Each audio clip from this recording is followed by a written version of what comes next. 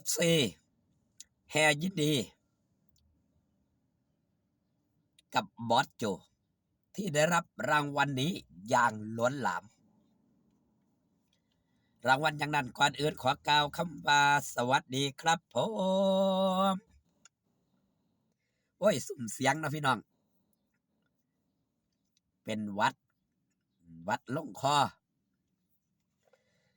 กะสิบ่อยากบ่มาอัดคลิปกะย่านพี่น้องมิตรบ่แค้นแฟนหมอลำกะสิคิดฮอดคิดถึงสนอกว่าก็คิดฮอดคิดถึงแฟนคลับ FC ส่วนหนึ่งนำมาเว้าฮอดจอดถึงครับรางวัลที่บอสโจได้รับคือรางวัลกินนารีทองมหาชนครั้งที่11ได้เปิดเผยรางวัลของบอสโจแบบนี้ครับหนุ่มโจยมนินทร์นามวงศาผู้บริหารหมอลำสาวน้อยเพชรบ้านแพงสาขาผู้อนุรักษ์วัฒนธรรมพื้นถิ่นหมอลำความเคลื่อนไหวของบอสโจเพิ่นว่าจังไดครับ โอ้ยขออภัยพี่น้องเอ้ยถ้าเป็นรางวัลที่ได้มาแล้วเสียเงินเสียทองผมจะไม่ขอรับและไม่ไปรับแต่นี่คือรางวัลแห่งเกียรติยศจริงๆให้จริงได้จริงมันคือความภาคภูมิใจในชีวิตขอบพระคุณรางวัลกินรีทองที่มอบให้ผมในครั้งนี้ครับวงเล็บเป็นครั้งที่2ที่ได้รับรางวัลกินรีทองครั้งแรกได้รับคือสาขาผู้บริหารดีเด่นขอบคุณองค์กรส่งเสริมการศึกษาและวัฒนธรรมแห่งประเทศไทยเพิ่นโพสต์แต่เมื่อวานนะครับมื้อนี้เป็นมื้อฮับเนาะได้ประมาณ5โมงแลงพรุ่งนี้ที่พระราม3ครับก็คือประมาณ5โมงแลงมื้อนี้ครับเพิ่นสิได้ไปรับความเคลื่อนไหวอื่นๆเฮาได้เห็นทางไหนครับ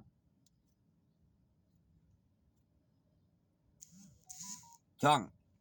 เพจชื่อดังเนาะ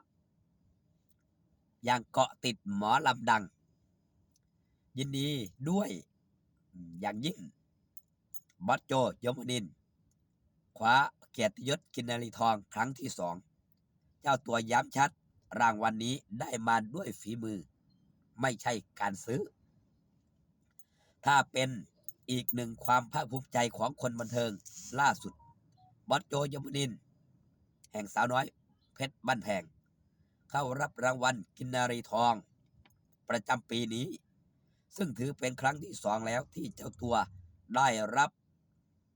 เกียรติอันสูงสุดนี้ครั้งแรกได้รับรางวัลผู้บริหารดีเด่นโดยบอสโจได้โพสต์ความรู้สึกสุดประทับใจผ่านโซเชียลพร้อมยืนยันความโปร่งใสของรางวัลดังที่ได้อ่านไปนะครับบอสโจบอกว่าถ้าเป็นรางวัลแบบเสียเงินบ่เอานี่คือรางวัลแห่งความภาคภูมิอกภูมิใจดังที่เพิ่นได้เว้ามาตลอดนั่นก็คือหยังครับคิดดี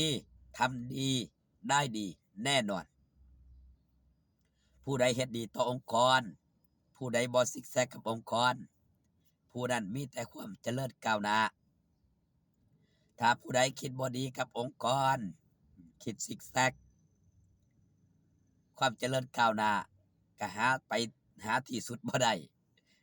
คือหามองไปบ่ได้ครับนั่นคือความเป็นจริงแม่นหยังเพิ่นจึงได้รับรางวัลเพราะสิ่งที่เพิ่นเฮ็ดนั่นคือการกระทำจริงๆการลงมือทำการทุ่มเทให้กับงานอย่างสาวน้อยเพชรบ้านแพงนี่เป็นวงหมอลำเพลินเนาะอันดับ1ของประเทศไทยก็ว่าได้ณปัจจุบันเป็นวงหมอลำเพลินวงแรกวงแรกที่ได้รับกระแสนิยมมากมายถึงขนาดนี้ตั้งแต่ใดครับ ตั้งแต่เพิ่นบริหารมากะปรับปรุงพัฒนามาเรื่อยๆจากหมอลำแบบพื้นๆหมายถึงเป็นหมอลำระดับทั่วๆไปกับหมอลำวงอื่นๆเพิ่นคอยปรับปรุงแก้ไขเนาะโอ้ยเสียงก็บ่เป็นใจ เพิ่นคอยปรับปรุงแก้ไขฉีกตั้งแต่เวทีครับแล้วก็รูปแบบการแสดงของสาวน้อยเพชรบ้านแพงนี่เน้นจังหวะจะโคนแบบจวดจาดฟาดบึ้มแบบมันต้องโจ๊ะโจ๊ะคือเล่นได้ทุกสไตล์คือครบจบอยู่ในวงเดียวนี่ครับมีความหลากหลายทางด้านศิลปินที่เข้ามาสู่ในองค์กรก็คือคัดมาแล้วคัดสรรคุณภาพครับแก้วสมกับเพิ่นได้รับรางวัลครับบ่ว่าจะเป็นผู้บริหารดีเด่นเนาะเมื่อปีก่อนหน้านี้ละแล้วปีนี้ก็ได้รับอีกนั่นคือการอนุรักษ์อนุรักษ์ศิลปะถิ่นท้องถิ่นถิ่นหมอลำความเป็นที่น่าภาคภูมิอกภูมิใจกับการบริหารมา10 กว่าปีมานี้นี่ที่เพิ่นได้คลุกคลีลงเฮ็ดงานเต็มที่เฮ็ดงานเกินร้อยอดตาหลับครับตานอนจนขอบตาได้เป็นหมีแพนด้าบ่แม่นว่าลูกน้องเฮ็ดงานหลายกว่าเพิ่นเดะเพิ่นเฮ็ดงานหลายกว่าลูกน้องอีกเฮ็ดงานตลอดสอดแจ้ง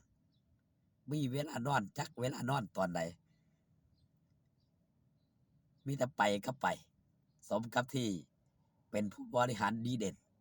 สมกับที่ได้รับรางวัลนี่ครับรางวัลล่าสุดนั่นคือรางวัลอนุรักษ์วัฒนธรรมศิลปะวัฒนธรรมถิ่นหมอลำเนาะก็ขอแสดงความยินดีกับเพิ่นครับหลายช่องก็ได้นำเสนอไปก่อนหน้านี้แล้วส่วนช่องไทยสีเกตชาแนลก็ถือว่าเป็นช่องมาช้ายังดีกว่าไม่มา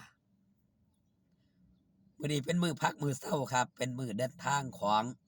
ทีมงานหมอลำเนาะมื้ออื่นไปพ้อกับสาวน้อยเพชรบ้านแพงอยู่ทางโค้งคาวาซากิปลวกแดงระยองดูแลสุขภาพนะครับเด้ออากาศเปลี่ยนแปลงเป็นหวัดเป็นไอคือนี่ละ